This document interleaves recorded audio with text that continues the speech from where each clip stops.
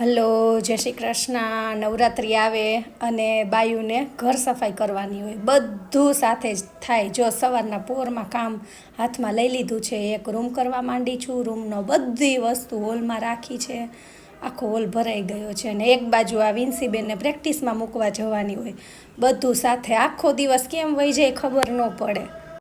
બાજુ ઘર સાફ કરી, એક બાજુ આ વિન્સીબેન નવરાત્રિમાં રહ્યા છે. જો તો આ સાંજે પહેરવાનું છે એ તૈયાર કરવાનું હોય છોકરીઓને. જો આ બધા એના ઓર્નામેન્ટ્સ એ પણ નક્કી કરવાના હોય.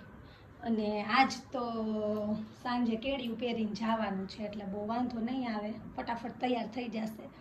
અને જો આ એને ગિફ્ટ મળી છે, મસ્ત મજાની ચણિયા ચોળી લાણીમાં આવી છે, સરસ પ્યોર ચણિયા ચોળી છે.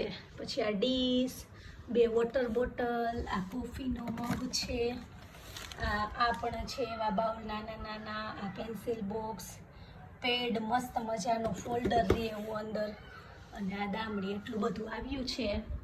ચાલો કામ કરવા માંડી. આ મારી બેનપણી ચાર્જ થઈ રહી છે. આ શું છે એ મને કમેન્ટ કરજો જો તમને ખબર હોય તો.